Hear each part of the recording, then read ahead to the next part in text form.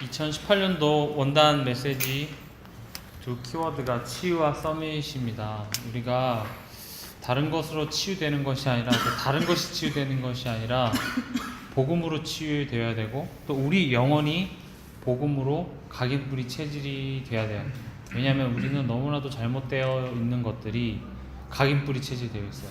세상에서 봤을 때 나쁜 게 아니에요. 성공을 위해서 열심히 살고자 하고 내가 내 삶을 주도적으로 이끄는 삶은 나쁜 것이 아닌데 하나님과 반대되는 거고 하나님을 필요로 하지 않는 삶으로 결국 우리를 이끌어가기 때문에 하나님의 보시기에 그건 옳지 않다라고 하는 거예요. 바벨탑 짓는 게 그렇게 잘못됐나요? 아니에요. 바벨탑 짓는 건 뭐 잘못된 게 뭐가 있어? 건물 짓는데 사실 그 바벨탑보다 저기 제1롯데 타워가 더 높잖아요. 어떻게 보면 그렇죠? 그게 막 하나님 화나실 일이에요? 아니란 말이에요. 그걸 사람이 왜 지으려고 그랬어요? 그 당시에 헛된 성공을 쫓아서 하나님 없이도 우리가 우리의 이름을 널리 알리자, 인간 중심의 사회를 만들어 보기 위해서 그걸 지었단 말이에요.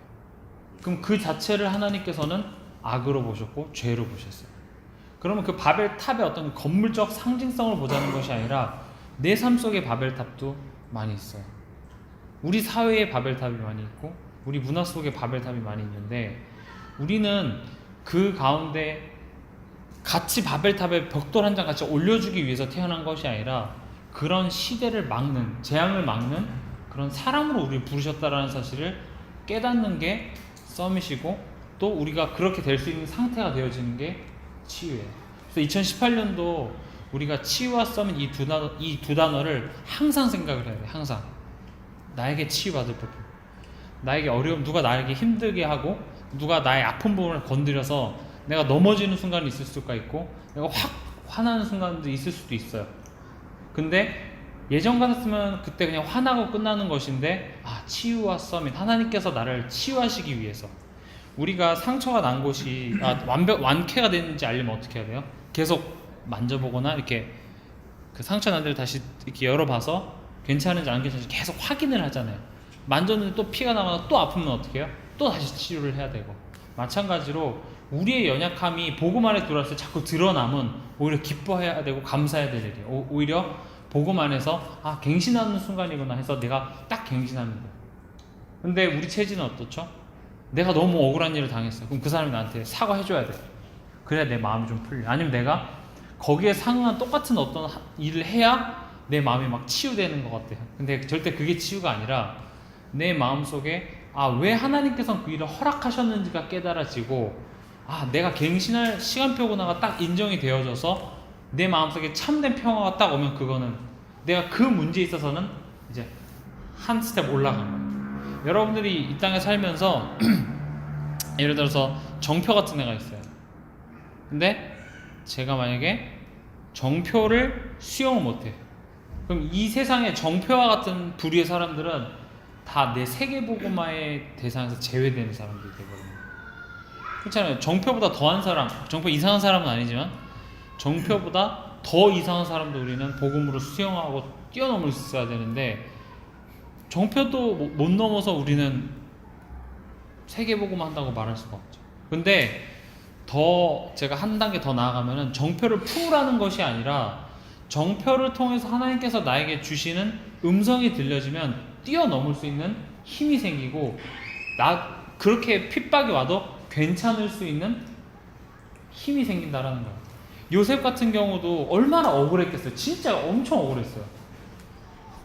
내가 유혹하지도 않은 아줌마가 자기를 유혹했다고 해서 감옥에 들어갔는데 그 감옥이 1, 2년 있다 사는 게 아니라 평생 있어야 될 감옥. 얼마나 억울해. 저 같았으면은 막 말하고 제가 국무총리에서 가장 처음으로 부를 사람이 보디발 안 해.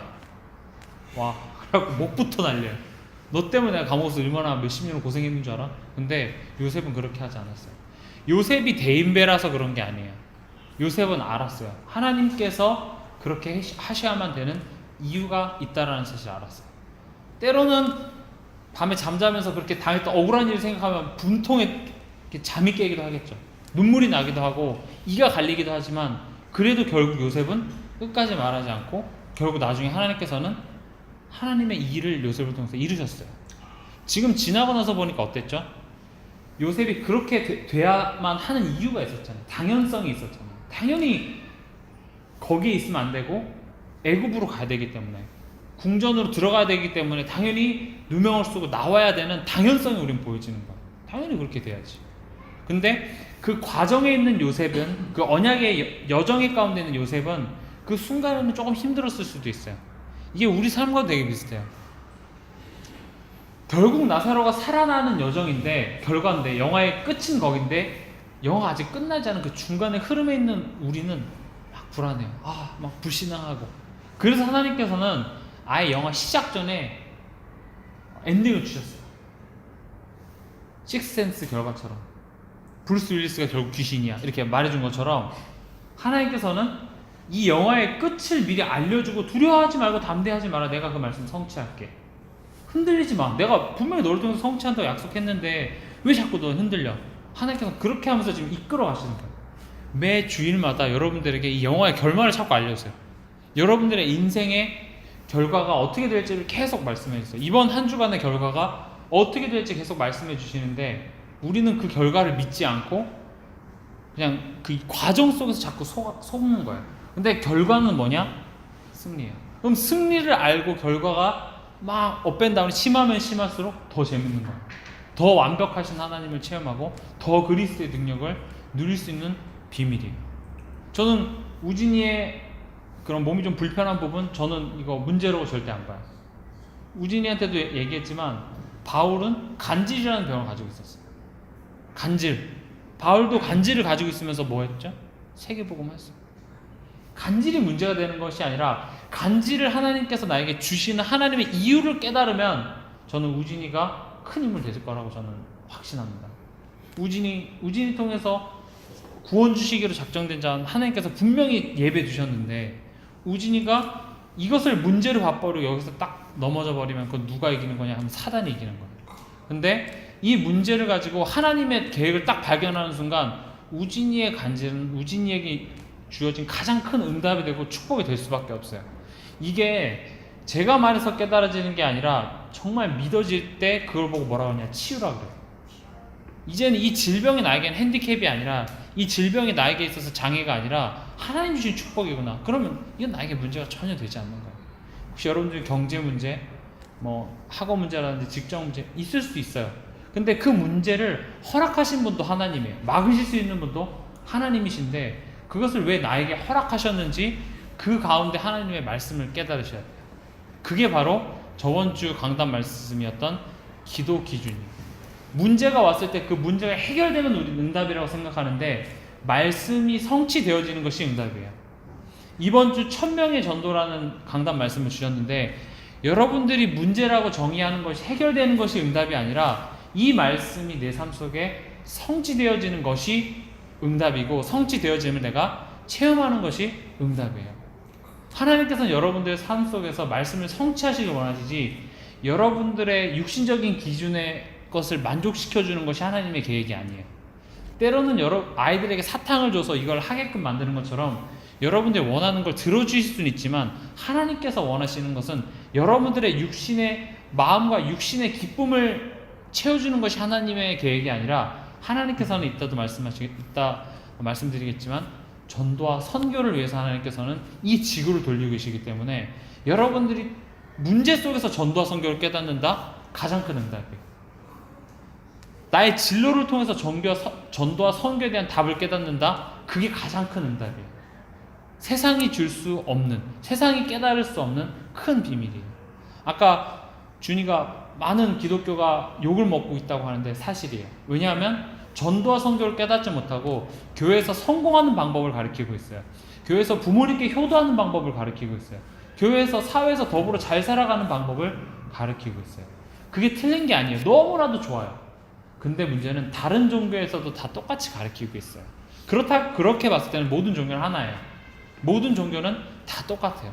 근데 우리는 종교 생활을 하는 것이 아니라 복음을 우린 붙잡고 있어요. 복음을 믿잖아요.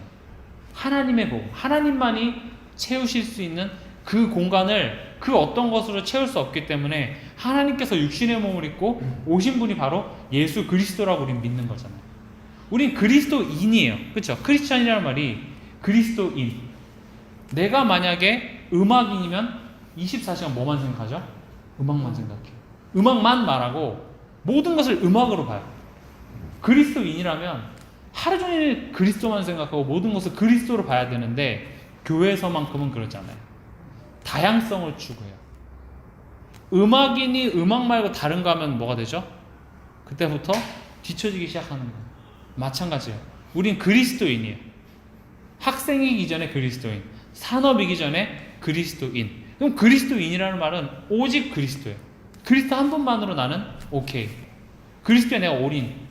내가 여기서 굶어 죽어도 죽음 처음 가니까 난 그리스도 전해서 죽겠다. 이 마음 딱 먹는 순간 굶어 죽이신 적이 성경에 단 한 번도 없어요. 하나님께서는 그 시대적인 축복을 더해주셨으면 더해주셨지 한 번도 굶기신 적이 없어요. 근데 이거 붙잡은 사람은 굶어 죽어도 좋다 해요. 풀무불에 들어가서 하나님께서 나 구원해 주실 거야. 안 구원해 주셔도 나는 죽을 거야. 그렇게 죽었어요. 스데반 당당하게 돌로 맞아 죽었어요. 그때 예수님께서 서서 기립박수 쳤어요. 우리는 영원이라는 삶이 앞에 있어요. 지금 여러분 우리가 막 열심히 살다가 딱 죽으면 끝날 것 같은데 딱 눈 감고 딱 뜨면 영원이라는 세월이 앞에 있어요. 그 영원이라 하면 우리의 70년 많이 살아봤자 100년 이 시대를 전보다도 더 작은 곳으로 만들어버리는 게 영원이에요. 제가 아이들한테 이런 문제를 냈어요. 1억 그러니까 이 무한대잖아요. 영원이라는 게 무한 빼기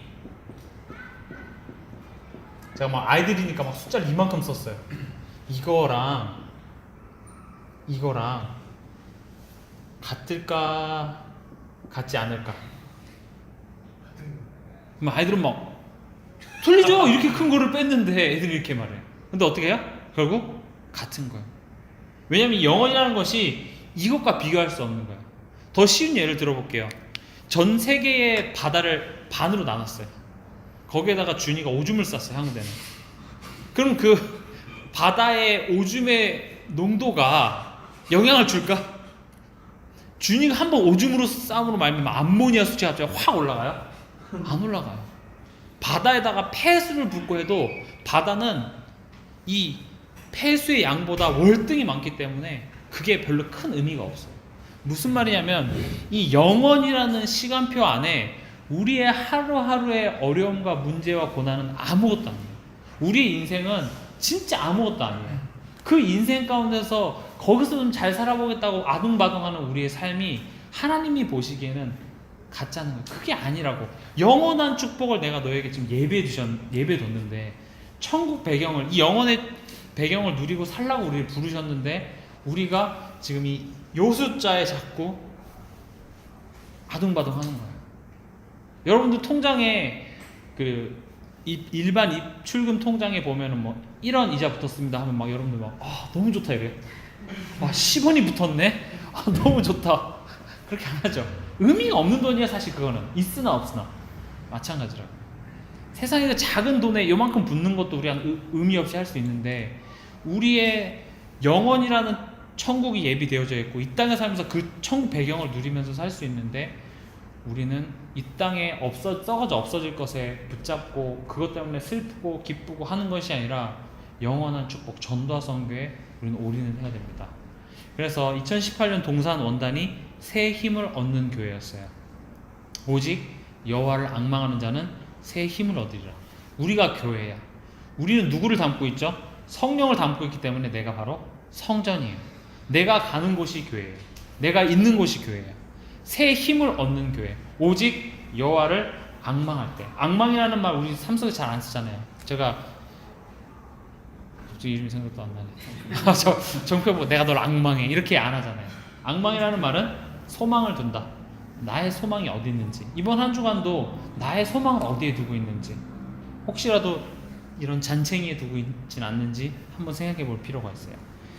2018년 대학 청년부 표는 신앙생활의 서밋입니다. 신앙이라는 말은 복음을 믿는 믿음이고 생활은 우리의 삶이에요.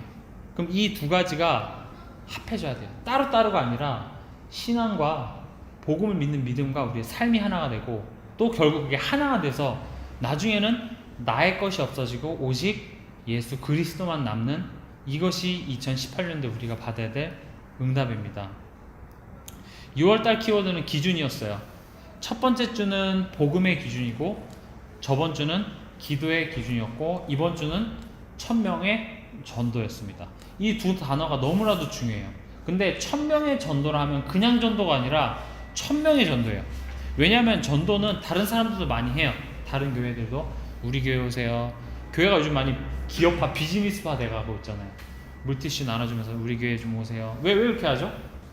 교회 부흥해야 되니까. 우리 교회 오세요. 근데 1000명의 전도는 교회 부흥과 교회 숫자 늘리기 위한 전도가 아니라 이 시대를 향한 하나님의 소원을 이루는 전도가 1000명의 전도예요. 이거는 차원이 다른 것이에요. 사도행전에 나온 바울이 응답받았던 그 1000명의 전도를 우리는 하고자 하는 거예요. 이게 우리 인생의 시간표가 돼야 돼요. 그러면은 1000명이라 하면은 국어 사전적 의미로 봤을 때는 하늘의 명령이에요. 그럼 우리로 말하면 하나님의 명령이고 하나님의 소원이고 하나님의 한인데 이 1000명을 이해하기 위해서는 역사의 흐름을 봐야 돼요. 1000명은 이 하나의 스판만 가지고 보기는 이해하는 것보다는 역사의 흐름을 보면은 이해하기 쉬운데, 먼저 구약을 볼게요.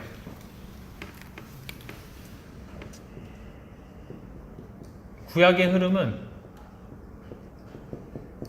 창세기 3장 15절부터 시작해서 요한복음 19장 30절. 뭐죠? 다 이루었다. 이걸 향해서 흘러가는 게 구약이에요. 구약 시대는 결국 예수 그리스도께서 오셔서 예수가 그리스도의 언약을 다 이루기까지의 흐름이 구약이에요.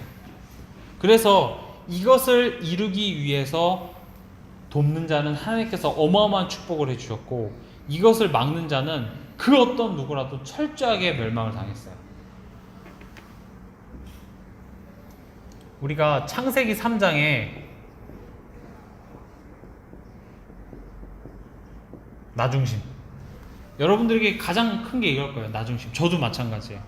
내가 기쁘고 내가 좋아야 되고 내가 힘들면 안 하고 내가 은혜 받아야 되고 내가 원하는 삶, 내가 원하는 성공, 이게 나중심인데 거기에 대한 해결책을 하나님께서는 창세기 3장 15절을 주셨어요. 또 창세기 6장 보면 뭐죠? 육신, 그리고 물질. 지금 우리 다 이거 우리 얘기 아니에요? 나 중심이고 육신적인 중심이고 물질 중심. 하나님께서는 여기에 대한 해답으로 뭘 주셨냐? 창세기 6장 14절입니다.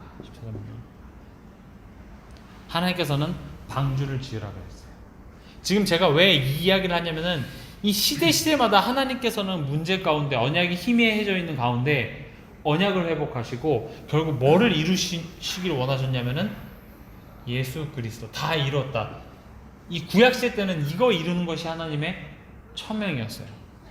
또 보면 창세기 11장 뭐가 나오죠? 아까 처음에 얘기했던 바벨탑 사건입니다.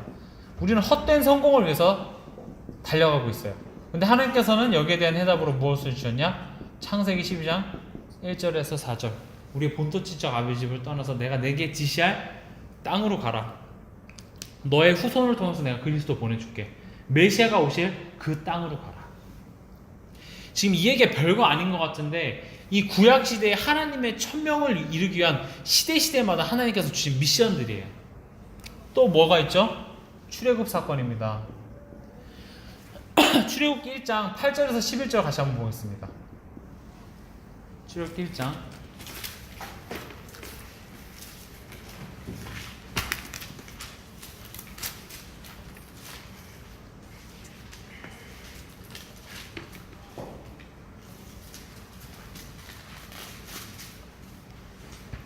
같이 읽겠습니다. 8절에서 11절. 요셉을 알지 못하는 새 왕이 일어나 애굽을 다스리더니 그가 그 백성에게 이르되 이 백성 이스라엘 자손이 우리보다 많고 강하도다. 자, 우리가 그들에게 대하여 지혜롭게 하자. 두렵건대 그들이 더 많게 되면 전쟁이 일어날 때에 우리 대적과 합하여 우리와 싸우고 이 땅에서 나갈까 하노라 하고 감독들을 그들 위에 세우고 그들에게 무거운 짐을 지어 괴롭게 하여 그들에게 바로를 위하여 국고성 비돔과 라암셋을 건축하게 하니라. 시대가 이렇게 돼버렸어요. 노예가 됐어요. 이때 하나님께서는 어떤 언약을 주셨냐? 출애굽기 3장 18절입니다. 희생제물, 지금은 그냥 제사라고 되어 있는데 영어 번역으로 보면 그 예전 개정되기 전에 보면 희생제사를 드리러 광야길로 간다. 결국 오실 메시아, 이 언약을 중심으로 계속 흘러가고 있어요. 또 뭐가 있죠? 이사야서 7장 14절, 처녀가 잉태할 아들 낳으니 그 이름을 임마누엘이라. 또 뭐가 있죠? 마태복음 16장 16절, 주는 그리스도시요 살아계신 하나님의 아들이십니다. 구약의 흐름은 이렇게 흘러가요. 이것을 위해서 계속 달려왔습니다. 그럼 구약이 있고 신약이 있는데 그 구약과 신약 사이에 중간기라는 게 있어요. 그때는 성경이 기록되어 있지 않을 정도로 흑암과 어둠 가운데서 철저하게 이스라엘이 고통받았던 시대인데, 그 시대를 또 우리가 한번 얘기를 해보겠습니다.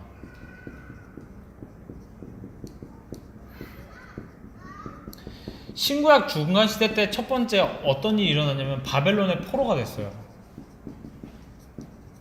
이거는 역사적 사건이기 때문에 제가 얘기를 이렇게 여러분들에게 지금 연대별로 설명을 드리는데, 바벨론의 이스라엘 백성들이, 그러니까 이제 이스라엘이 두 개로 분리가 돼서 북이스라엘과 남유다로 분리되는데, 남유다가 바벨론의 포로가 돼요.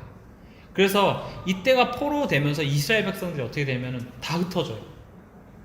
어디로 팔려가기도 하고 도망가기도 하면서 다 흩어져서, 이때 나온 게 바리새인들 그리고 선민사상. 이게 나쁜 의미는 아니었어요. 처음에 하나님께서는 그걸 허락하셔서 이방 종교로부터 이스라엘 백성들의 순수성을 지켜주셨어요.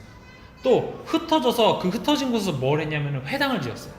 회당에서 뭘 했냐면은 하나님의 말씀을 계속 공부해서 후대들에게 그걸 알리는 역할을 했죠. 나중에 그게 이제 진짜 그리스도를 깨닫지 못했기 때문에 가장 핍박하는 게 됐는데, 이걸 통해서 하나님께서는 전 세계 곳곳마다 유대인들을 흩어지게 하시고 거기에 회당을 지어놔서 뭘 하게 하셨냐? 바울이 나중에 그 회당을 통해서 세계복음화를 했어요. 결국 세계복음화를 위한 하나님께서는 초석을 이 핍박과 포로 시대 가운데 하나님께서는 미리 준비하신 거예요. 두 번째는 페르시아에게 또 포로가 됩니다. 페르시아 시대인데, 이때 하나님께서는 예루살렘 성전을 다시 재건하고 성벽을 건축하고 다시 이스라엘 백성들을, 포로했던 이스라엘 백성들을 다시 예루살렘으로 귀환시켜요. 왜 귀환해야만 하죠? 예수님께서 약속하신 땅에 와야 되기 때문에. 기가 막힌 사건이에요. 역사적 사건이랑 성경의 하나님의 흐름이랑 맞물려서 가는 게 보여지는 순간들이 참 많아요. 이스라엘 백성들, 왕이 뭘 알고 그랬겠어요. 근데 이스라엘 백성들을 귀환시켜요, 예루살렘에. 그때 예수님이 오실 그 땅으로 이스라엘 백성들이 가지 않으면 하나님의 언약이 성취가 안 되잖아요. 그래서 하나님께서는 이 시대 때 회복하세요. 그 다음 세 번째는 헬라 시대입니다. 이 헬라 시대 때 유명한 인물 중에 하나가 알렉산더 대왕이죠. 알렉산더 대왕이 세계를 제패합니다. 그 당시에 지중해 연안에 있는 세계를 제패해서, 그때 썼던 언어가 헬라어, 그때는 고대 그리스어인데 헬라어가 공용어가 돼버려요. 공용어가 됐기 때문에 세계복음화하기 너무 편했던 거예요. 헬라어 다 통하니까.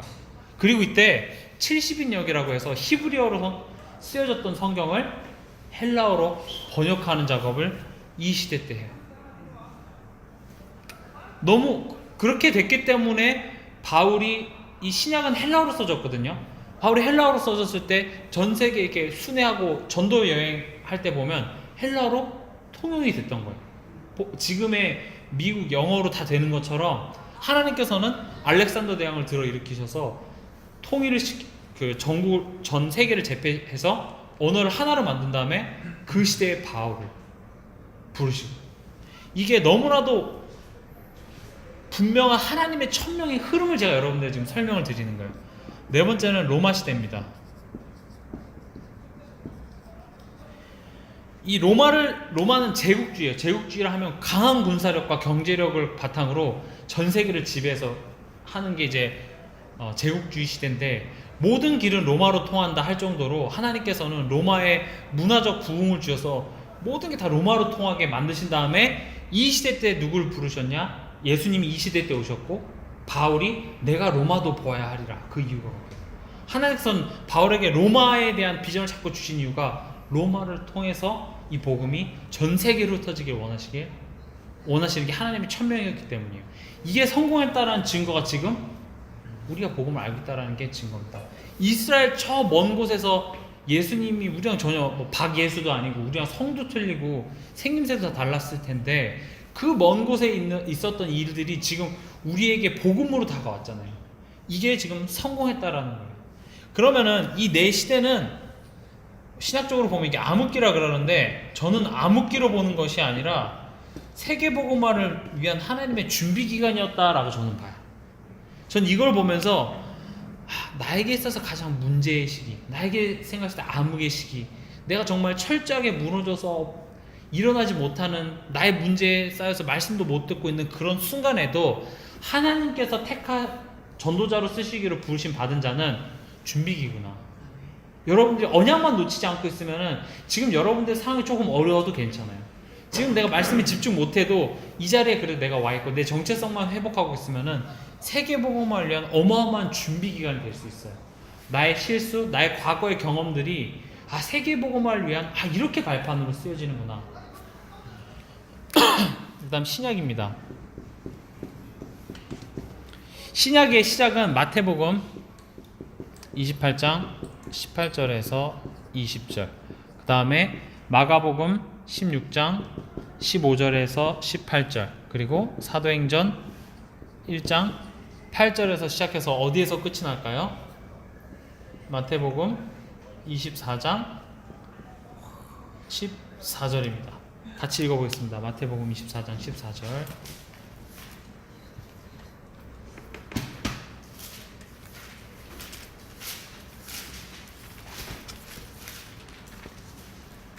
읽겠습니다. 이 천국 복음이 모든 민족에게 증언되기 위하여 온 세상에 전파되리니 그제야 끝이 오리라. 하나님이 우리한테 이렇게 말씀하시는 거예요. 이 영화가 복음이 다 끝나면은 끝이 나. 말씀 분명히 해줬어요.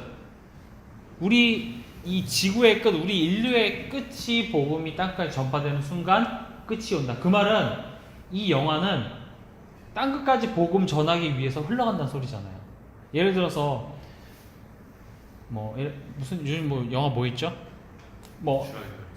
주라기월드 있어요? 공룡이 예를 들어서 저 안 봐서 제일 나쁜 공룡 한 마리가 있는데 그 공룡이 죽을 때 끝이 난다. 그 말은 이 영화는 뭘 중심으로 흘러가죠? 스토리의 중심이 그 공룡을 죽이는 것 때문에 이 영화는 계속 흘러가고 있는 거예요. 예를 들어서 또 무슨 영화 있죠? 좀 여러분이 잘 알만한 영화, 타이타닉 같은 경우도 타이타닉이 부셔지고 디카프리오가 죽어야 영화가 끝이 나잖아요. 그 말은 부셔지기 위해서 영화는 계속 돌아가는 거예요.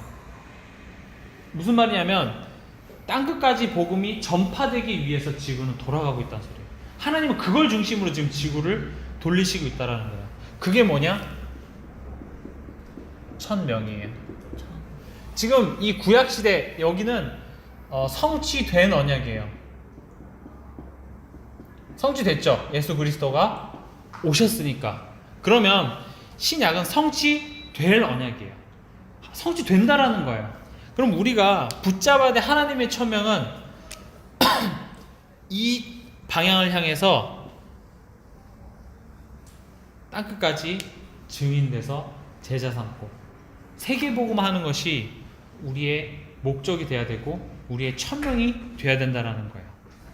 그래서 우리가 진짜 이 전도 선교의 방향 맞추지 않으면 어떻게 보면 구원 얻을 만한 믿음으로 충분해요. 저한테 그런 상담을 하는 분도 계셨어요. 나는 이렇게 갈라디아서 2장 20절이 되고 싶은데 왜 나는 갈라디아서 2장 20절이 안 될까? 나는 좀 믿음이 더 좋고 싶은데 왜 나에게는 믿음이 없을까? 그래서 제가 말씀드렸어요. 전도와 선교에 내가 포커스를 맞추지 않으면 딱 예수 그리스도다 구원받을 그 정도 믿음으로 충분해요. 어찌 보면 빨리 천국 가는 게 더 유익해요. 이 땅에 뭐하러 살아요? 그렇잖아요. 흑암 문화 가득한 이 세상에 내가 살아서 뭐야? 빨리 영원한 천국으로 가야죠. 근데 내가 전도와 선교에 딱 포커스를 맞추는 순간 하나님께서는 이 세상을 변화시킬 믿음을 우리에게 도와주시고 우리가 알지 못하는 크고 은밀한 응답들을 더해 주시겠다라는 거예요. 그래서 감사한 거예요. 전도와 선교는 우리가 해야 될 힘든 일이 아니라 우리에게 축복으로 주신 하나님의 어마어마한 언약의 흐름이 전도와 선교입니다. 그래서 이 1000명이 깨달아질 때 우리 모든 문제를 뛰어넘을 수 있어요. 빌립보서 3장 7절 한번 같이 보겠습니다.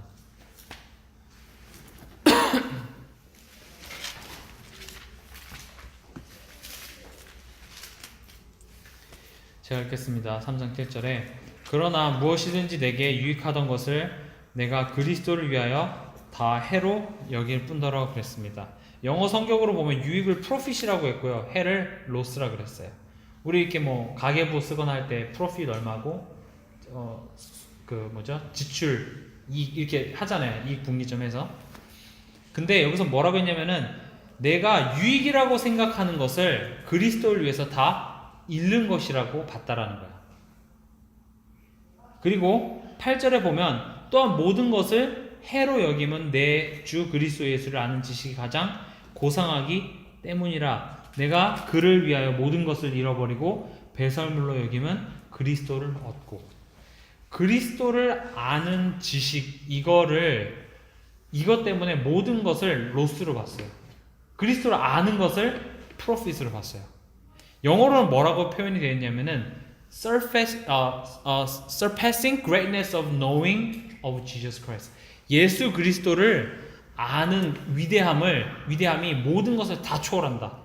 내가 여태까지 최고라고 생각했던 것, 내가 여태까지 절대 이익이라고 생각했고 이것을 위해 달려왔던 것이 예수 그리스도를 알고 나서부터 딱 보니까 이게 손해인 거예요. 오히려 이게 배설물. 여기 있는 사람들 중에서 준이가 화장실 가서 이렇게 볼일을 보고 내 똥이네 하면서 이렇게 귀하다 하면서 이렇게 가슴에 이렇게 안고 이렇게 나와요? 아니죠. 물 내리잖아요. 왜냐면 배설물. 갖고 있으면 있을수록 어때요? 준열이가 이거 귀하다 하면서 호주머니에 이렇게 준열이 된다. 준이가 하도 이번 주에 레온턴에 썼더니 걔네들 이름밖에 생각이 안 나네. 준이가 변기통에 있는 배설물 이렇게 잡아 호주머니에 이렇게 넣어요. 내 몸에 내 일부. 그러면 그걸 가지고 다니면 다닐수록 뭐가 꼬이죠? 팔이 갖고요. 자꾸 냄새가 나. 왜 그러지? 나 이상한가? 너 방귀 꼈냐? 자꾸 옆 사람한테 지가 똥 가지고 있으면서 배설물로 봤어요. 바울이 위대한 사람이라서 그런 것이 아니라 예수 그리스도 안에 있는 지혜와 지식과 보아 이거 발견한 사람이 이거 보면 배설물로 봐요. 저도 연구했을 때 제가 있었던 기숙사 방이 진짜 조그맸어요. 정말 조그맸어요. 얼마나 했냐면 그냥 침대 하나 책상 끝. 이렇게 다녀야 되는 그렇게 조그만 집에서 그렇게 지내다가 한국 이제 문화센터 살 때 집 되게 크잖아요. 너무 큰 거예요. 이렇게 집이 큰가?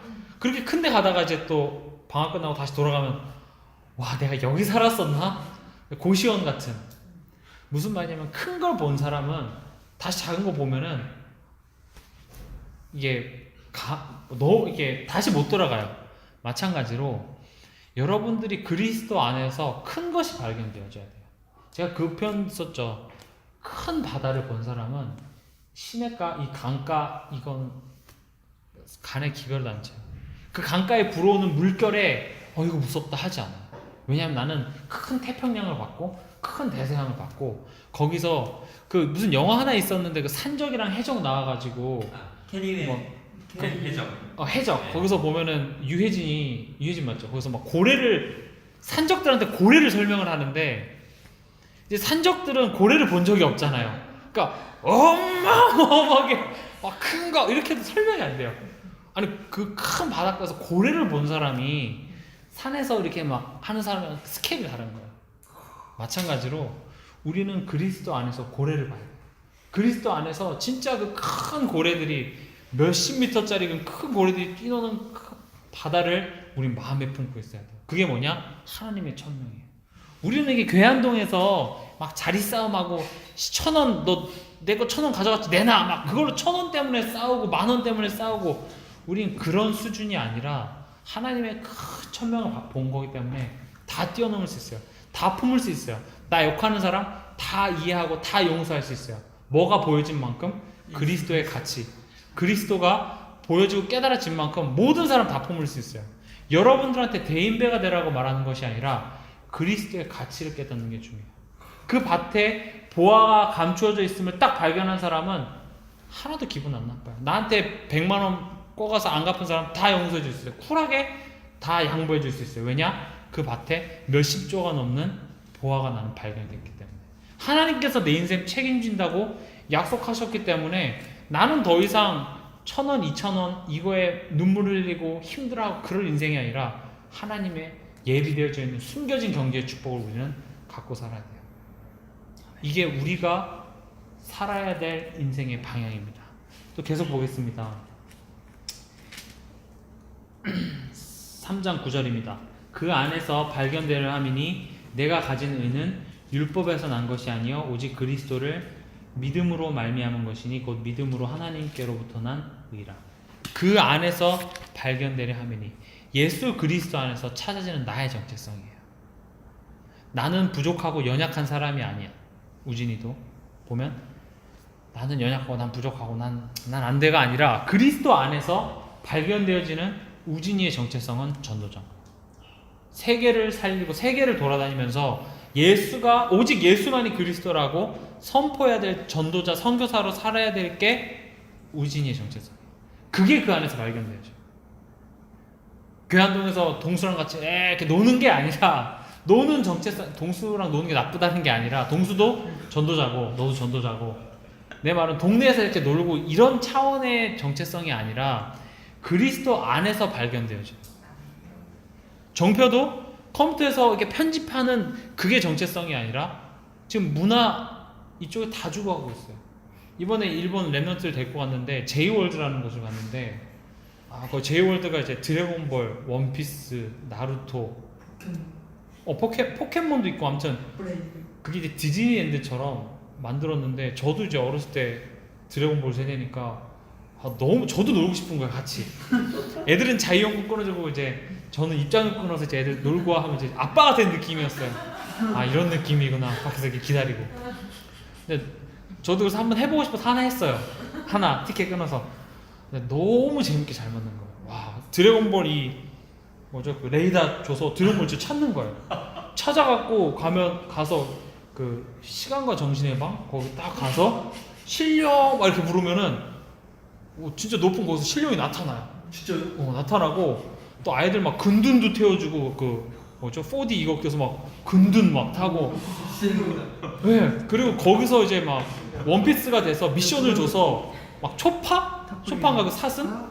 걔를 막 구하러 다니고 약 찾고 막 너무 재밌는 거예요. 그러니까 전 세계 애들이 아니라 막 등치 이런 막 백인 오타쿠도 있잖아요. 그런 애들이 와갖고 막 오 재밌어 하면서 놀고 있는데 그런 문화를 보면서 저도 재밌더라고요. 애들도 선교 현장 이런 거 막 없고 막 너무 재밌어가지고 막 선생님 최고예요 막 이러고. 그래서 그래 마음껏 놀아라 하고 이제 포럼 시간에 뭘 얘기를 했냐면 복음 가진 자도 왔을 때 이렇게 뿅 갈 정도로 문화가 만들어져 있어요. 미국에서도 보면 어렸을 때 디즈니랜드 한번 갔다 오면 평생 잊을 수 없는 추억이에요. 그래서 부모들이 자기가 못 갔다 온 게 한이 돼서 어렸을 때 아이들이 디즈니랜드를 한번 이렇게 갔다 와줘요. 그래서 어렸을 때 난 디즈니랜드 갔다 왔다. 이게 아이들한테는 진짜 평생의 꿈이에요. 근데 사단이 얼마만큼 잘해놨냐면 한 번 갔다 오면 평생 잊혀지지 않을 각인이 되어져. 이게 세상 문화예요. 그렇잖아요. 여러분도 혹시 어렸을 때 뭐 롯데월드라는 부모님이랑 갔다 온 거 있으면 기억에 딱 남잖아요. 이게 각인이에요. 세상 문화는 그렇게 되어 있어요. 그래서 제가 랩런트들한테 이게 너네가 앞으로 너네가 싸워야 될 문화야. 너네가 앞으로 바꿔야 될 복음 문화. 너네 사무엘 학교 다시 갈래? 이 제이월드 다시 올래? 고민도 하지 않고 제이월드. 그 중에 한 명이 좀 눈치 봐서 사무엘 학교? 이렇게 하긴 했는데 아니야. 솔직히 선생님도 선택하는 사무엘학교보다 제이월드가 더 좋겠어. 그만큼 세상 문화가 어마어마해요. 그런데 그 문화 가운데 지금 정표가 일을 하고 있다. 이거는 지금 정표가 하는 일이 뭐 그냥 어디 여행 갔다 오면 그냥 유튜브에 올리 그냥 그런 영상 편집하는 게 JTBC나 그런 종편 영상들을 실제로 편집을 한단 말이에요. 그럼 보통 일이 아닌데 거기서 1000명 못 깨달으면 이제 개고생이 시작이 되는 거예요. 진짜로 지금 출애굽기 아까 봤던 것처럼 람세스를 짓기 위해서 세상 문화를 짓기 위해서 벽돌 나르는 일밖에 안 되는 거예요. 근데 분명한 하나님의 1000명을 깨닫는 순간 내가 왜 하나님께서 왜 나를 여기 보내셨지 딱 깨달아지는 순간 어마어마한 문이 열어질 거예요. 지금 연예인들도 다 죽어가고 있어요. 류 목사님께서도 그런 말씀하셨어요. 진짜 복음 안에서 깊이 묵상해서 복음 컨텐츠 만들어내요. 다 죽어가고 있어요. 복음인 거 티내지 않고 조용히 하면서 살릴 수 있는 문화 컨텐츠 만들어내라. 요즘 TV 방송 이제 그 시대는 이미 끝난 거 아시죠? 유튜브 시대가 이미 왔어요. 제가 이번 랩런트랑 동행하면서 보면 애들이 계속 유튜브 봐요. 공항에서 보면 다 유튜브 보고 있어요. 다 유튜브 보고 유튜브 계속. 그 안에 있는 많은 문화들이 자극적이고 선정적이고. 근데 우리 아이들한테 그거 보지 말라고 하면 안 볼까요? 더 봐요. 절대 그 부모가 절대 막을 수 없어요. 그것을 뛰어넘을 수 있는 비밀을 줘야 되고 우리 대학 청년부들이 우리 지금 앞선 세대들이 뭘 해야 되냐? 복음 문화 콘텐츠를 만들어내야 돼. 이거 진짜 마음에 품어야 돼요. 이걸 마음에 품었을 때 하나님께서는 거기에 응답을 퍼부어주세요. 왜냐면 그게 없거든요. 아이들 데리고 제가 도쿄 대학을 갔어요. 도쿄 대학은 여러분 얼마나 좋은 데인지 아시죠? 우리나라의 서울대예요. 그리고 서울대랑 비교하면 차원이 달라요. 그 아시아 대학 순위에서 당연히 3위 안에 들어가고 뭐 싱가포르 대학, 홍콩 대학, 이제 뭐 도쿄 대학 이렇게 쳐요. 서울 대학은 저기 아래에 있습니다. 서울 대학은 뭐 저기 아래. 그냥 우리나라에서 최고라는 거 빼놓고는 별거 없는데 그 대학 현장에 아이들을 딱 데리고 갔어요. 제가 그래서 이 대학 현장에서 총리도 나와요. 이 대학 현장에서 뭐 재무부 장관도 나오고 이 일본을 이끌어 나갈 모든 사람들이 여기서 다 나오는데 랩런트 한 명이 없어요. 복음 전할 사람이 한 명도 없어요. 그럼 제가 랩런트한테 그랬어요. 이 학교에 너네가 들어와야 될 이유가 이거 딱 하나야. 너네가 만약에 진짜 이 일본 복음화를 위해서 이 도쿄 대학 엘리트 복음화에서 너네가 진짜 전도하겠다라고 너네가 결단하는 순간 가야 될 이유가 너무나도 많다는 거예요. 하나님께서 보내주실 수밖에 없는 이유밖에 없는 거예요.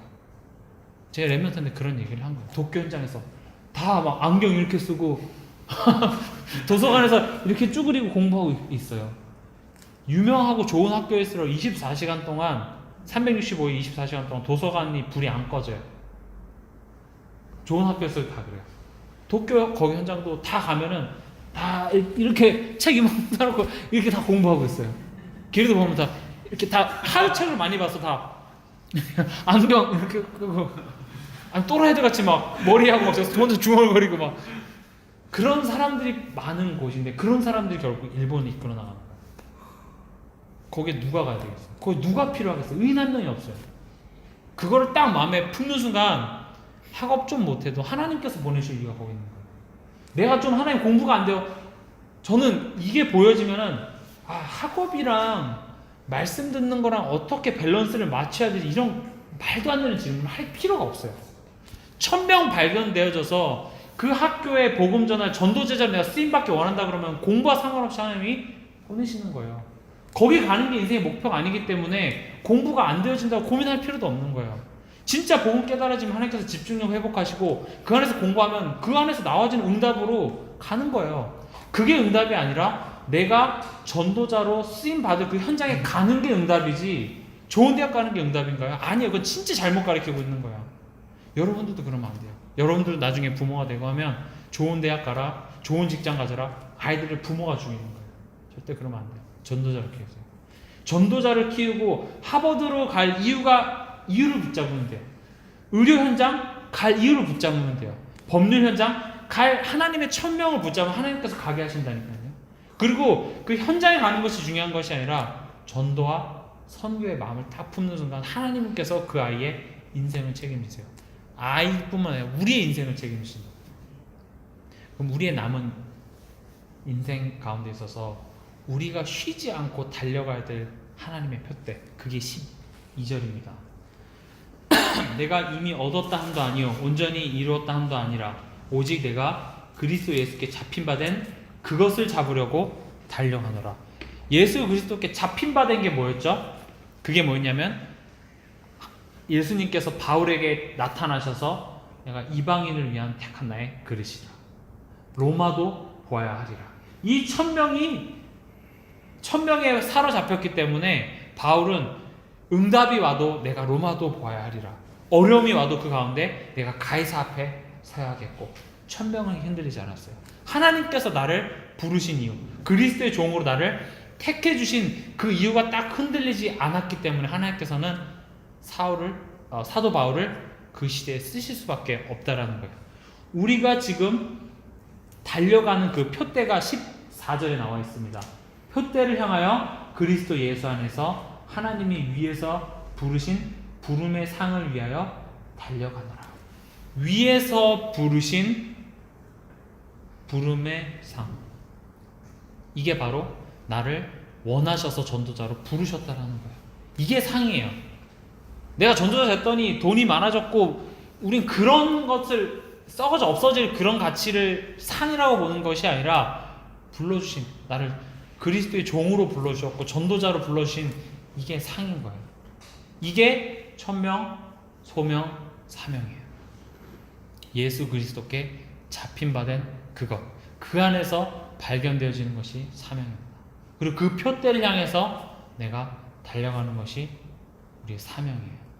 여러분들이 진짜 1000명이 올바로 깨달아지면 정말 여러분들 제가 걱정하지 마세요, 언약 붙잡아서 이런 말이 필요가 없어요. 하나님께서는 말씀을 주시고 그 말씀을 이뤄가시는 게 하나님의 방법이고, 분명히 나와 있잖아요. 마태복음 24장 14절에 끝은 세계복음화. 그 말은 뭐죠? 세계복음화를 위해서 이 지구는 돌아간다.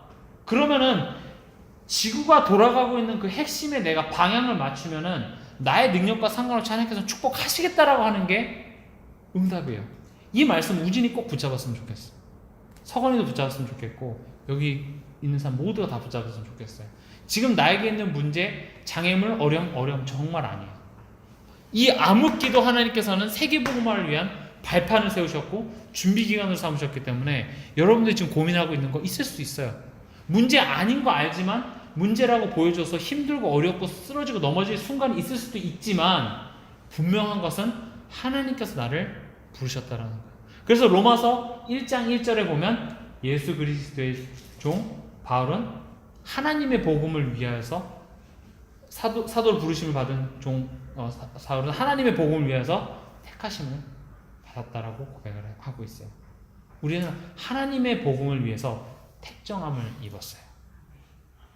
그냥 흔히 말하는 기독교인으로, 종교인 중에 하나로 살아가는 것이 아니라 그리스도인. 아까 제가 말했죠. 음악인은 24시간 음악만 생각하고 음악만 얘기하고 모든 것을 음악으로 바라봐요. 우린 그리스도인이에요. 24시간 그리스도만 생각하고 그리스도로 모든 것을 바라봐요. 여기 계신 이윤성 권사님은 어린이집 원장이시기 때문에 항상 24시간 어린이집 생각만 하시잖아요. 아이들 생각하고 어린이집 어떻게 하면 할까, 그 생각밖에 있을 수가 없어요. 왜냐면 정체성이 어린이집 원장, 이게 그거기 때문에. 물론 원장님의 탈을 쓰신 전도자이지만 우리들도 마찬가지예요. 직장인이기 이전에 우리는 그리스도인이에요. 전도인이에요. 정표 또한도 이게 정표의 정체성이 아니라 그리스도예요. 그럼 24시간 우린 그것만 생각하고 그걸로 모든 것을 바라봐야 돼요. 그게 바로 24주야 될 축복이에요. 그럼 1000명을 알고 있으면 25시가 보이겠죠. 미리 와 있는 응답, 싸우지 않고 이기는 응답. 감히 내가 가는데 당연히 여리고성은 무너지는 것을 보고 당연성. 홍해는 당연히 갈라져야 돼요. 당연성. 내가 언약 붙잡았는데 하나님 나에게 당연히 경제 축복 주셔야 돼요. 당연성. 내가 가문 복음화 하려고 마음 먹었을 때 사단이 결박되어져요. 그게 당연성이에요. 이번에 비전 트립 하면서도 아이들한테 그거 얘기해 줬어요. 우리 가정, 가문 이런 거 보지 말고 세계를 품어라. 당연성, 천명 발견해. 너네 지금 애들 가서 음식 고생 많이 했거든요. 막 설사하고 막 선생님 김치 근데 온 지 24시간도 안 지났는데 세계복만 체질 갖춰라. 뭐든지 먹어도 괜찮고 거기 선교사님 저희 때문에 차에서 주무셨어요. 4박 5일 차에서 주무시고 선교사님이 아이들한테 처음 와갖고 김치 먹고 싶어갖고 막 힘들었다. 근데 한 사람한테 복음 양육하기 위해서 5시간을 차로 달려가요. 진짜 말 그대로 산을 넘고 물 건너서 아이들이 그걸 본 거예요. 그게 선교다. 근데 선교사님이 막 불평하고 막 힘들어, 힘들다 얘들아 이런 게 아니라 너무 감사하다. 그리고 첫날에 딱 도착한 첫날에 선교사님한테 딱 전화가 왔어요. 선교사님이 이제 그 차에 연결된 스피커폰으로 전화를 받았는데 마침 저도 처음 봤는데 다중인격자 선교사님이 사역하는 다중인격자한테 딱 전화가 왔어요. 전 처음 봤어요. 그래갖고 이제 막 일본어로 얘기하다가 갑자기 말이 탁 바뀌면서 한국말을 해요. 일본 사람인데. 근데 막 목사님 욕을 하는 거야. 선교사님 막 개 뭐뭐 선교사님 씨발 막 이렇게 하면서 그걸 애들이 다 들었어요. 근데 안 그래도 12가지 문제 이걸 계속 하면서 가니까 애들이 충격을 먹은 거야. 진짜 사단이 있네. 근데 선교사님 다른 말 안 하고 예수 그리스도의 명하노니 사단아 물러가. 그럼 딱 바뀌어요. 그리고 또 다시 선교사님 막 칼로 위협하려고 했던 적도 여러 번 있고 계속 밤마다 이렇게 전화가 오는 거예요. 여러분 솔직히 내가 아무리 생명 사랑하고 복음한다 해도 밤마다 그래서 윤종선생님한테 계속 죽일 거야. 그래서 집 앞에 기다리고 있고 그것도 다중인격이에요. 그래놓고 또 끝날 때는 사단 결박하면 죄송합니다 하면서 목소리가 바뀌어요. 스미마셍 그러다 갑자기 에헤 막 웃더니 바뀌어요. 랩런트들이 그걸 보면서 소름이 싹 돋고 저도 소름 돋았어요. 근데 예수 그리스도 이름 앞에 바뀌는 현장을 애들이 본 거예요. 근데 선교사님은 웃어요. 선교사님 이것 때문에 자기는 매일매일 그리스도의 이름의 권세를 확인한다라는 그걸 보면서 우진이도 저도 떠올랐어요. 우진이 너가 이 아픈 것 때문에 쓰러질 때마다 그리스도의 능력을 확인하면 이건 우진이한테는 이게 어마어마한 축복이겠구나. 마찬가지. 우리가 이 1000명을 딱 깨닫는 순간 우리한테 있어서 문제가 되는 게 하나도 없어요. 다 초월할 수 있어요. 여러분들의 스케일은 괴한동이 아니라 세계를 순회할 거예요. 여러분들은 지역을 돌아다니면서 진짜 오직 예수라고 선포하고 다닐 거예요. 그 이름이 선포되어지는 그 흐름에 있어서 돈이 문제가 되지 않아요. 여러분들의 능력이 문제가 되는 게 아니에요. 왜냐하면 이 시대는 전도자가 없어서 망해가고 있는 시대예요. 하나님께서는 그 사람을 찾으세요. 여러분들 그 앞에 결단 내리는 순간 여러분들의 인생은 달라질 수밖에 없어요. 그래서 이 언약을 꼭 붙잡고 특히 이번 한 주간 그리스도 안에서 제가 좀 시간이 많이 지났기 때문에 여러분들이 갈보리산 언약의 기도를 누리는 기도 제가 이제 감람산 언약의 기도, 마가다락방의 기도를 오늘 다 얘기하려고 했는데 오늘은 갈보리산 언약의 기도 3가지만 말씀드릴게요. 이번 한 주간 동안 이 3가지 다른 거 기도하지 말고 강단 말씀과 함께 이 3가지 한번 기도해 보세요. 첫 번째는 예수 그리스도만으로 충분한 내가 되어지도록. 다른 거로 충분한 게 아니라 예수 그리스도만으로 충분한 내가 되어지게 해주세요. 첫 번째 기도입니다. 두 번째는 예수 그리스도 안에 있는 지혜, 지식, 보화가 발견되어지도록. 쉽게 말하면 예수 그리스도의 가치가 내가 깨달아지도록. 세 번째는 오직 예수 그리스도만 남고 나는 없어지도록. 갈라디아서 2장 20절입니다. 이 3가지 언약 기도를 누리는 것이 갈보리산 언약의 기도예요. 이번 한 주간 동안 요거 응답하다 보세요. 예수 그리스도만으로 충분한 나 되어지도록. 제가 이 말씀을 분명히 선포했기 때문에 이번 한 주간 동안 예수 그리스도만으로 충분하지 않고 불평이 되어질 수밖에 없는 상황이 분명히 나타날 거예요. 왜냐하면 하나님께서는 문제를 통해서 그 말씀을 깨닫게 하시기 때문에 그 문제 가운데서 도전하십니다. 예수 그리스도만으로 충분한 나 되어지도록 방해하는 사단은 이 시간 주 예수 그리스도임을 결박될지어다. 이 말씀 붙잡고 하나님 충분한 내가 되게 해주세요. 돈 앞에 흔들리는 내가 되어지는 것이 아니라 나를 인정해주는 사람 찾기 위해서 내가 그걸로 충분하고 만족하는 삶이 아니라 그게 없어도 충분한 삶. 슬퍼도 기뻐도 돈이 있어도 없어도 나에게 유익함이 있건 없건 간에 그리스도만으로 충분한 내가 되어지게 해달라고 이번 한 주간 기도했으면 좋겠습니다. 이번 한 주간 이 갈보리산 원행의 기도 그리고 강단 말씀 이거는 여러분들이 목숨을 거셔야 되는 겁니다. 이번 한 주간 또 여러분들에게 성취되어질 말씀 일주일의 단편 영화 결말이 강단 말씀에 이미 선포되어져 있기 때문에 어떠한 상황 가운데서 그걸로 돌아가면 돼요. 그 말씀으로 돌아갔다는 자체가 응답이기 때문에 그걸로 끝. 하나님 나에게 참 평안함을 주세요. 내 마음이 복잡하고 힘들고 슬플 순간에 강단 말씀이 딱 떠올랐다. 그걸로 응답 끝. 하나님께서 내 마음 아시고 하나님께서 이 문제 허락하셨다면 내가 하나님께서 원하시는 말씀으로 돌아갔고 하나님이 원하시는 전도와 성경. 목사님이 이번 주 뭐라고 하시죠? 한 명의 복음 전하세요. 다른 거 필요 없어요. 뭐 전도 전략 이런 거 필요 없이 말씀에 그렇게 선포되었으면 그렇게 하면 돼요. 그렇게 단순해요. 하면 돼요. 한 명에게 전파해 보세요. 정 부끄러워서 못하겠다. 낯설한테라도 해보세요. 해보세요. 그냥 듣든 아니 듣든 말씀에 순종하는 한 주간 되기 바랍니다. 기도하겠습니다.